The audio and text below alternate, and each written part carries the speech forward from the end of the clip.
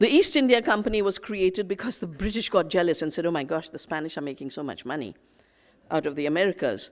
So they created the East India Company, and the corporation was born through the East India Company. There was nothing like a corporation before that. We assume they've always been around. Trade has been around. Business has been around. But all business has been accountable to communities, to the land, to the earth. Unaccountable business with no liability or limited liability was created by 300 merchant adventurers who got the Queen to sign a charter, go conquer, go colonize.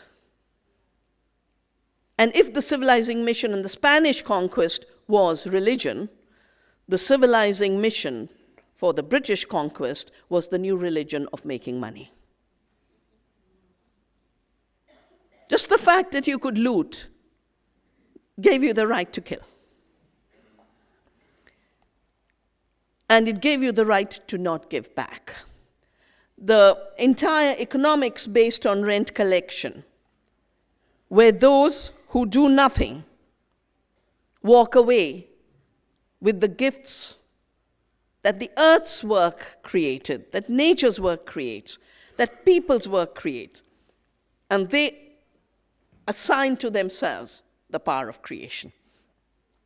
The fact that I have fought against the idea of patenting life, which means life is invented, is because it's the ultimate arrogance of saying the seed is not creative, the seed does not reproduce, the seed does not multiply.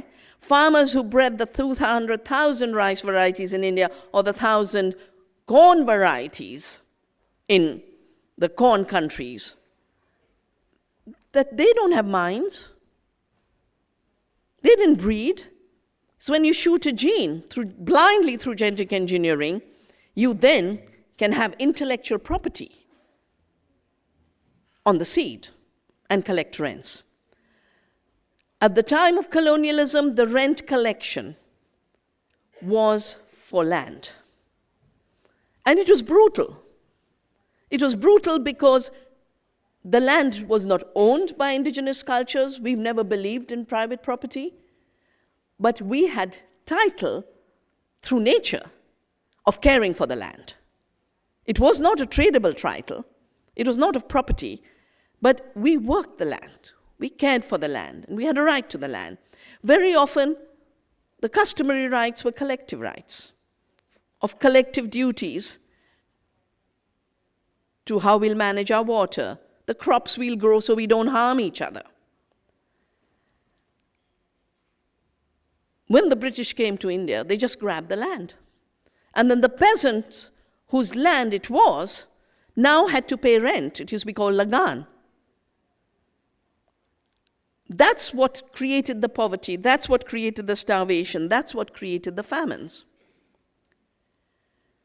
The result I mentioned was 60 million deaths. The last big famine was 1942, Great Bengal famine. It isn't that there was lack of rice. We'd grown enough rice. It was extracted to be taken out as a tax collection.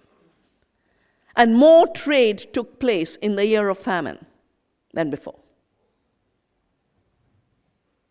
Amartya Sen, our Nobel laureate, has written an entire book on this, that it wasn't lack of rice that led to the famine of 1942, but it was the greed of the empire.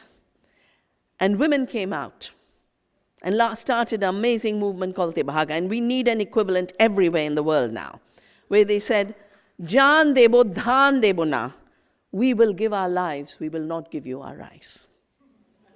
That 1942 movement became known then as the Quit India movement, telling the British Empire, time for you to quit.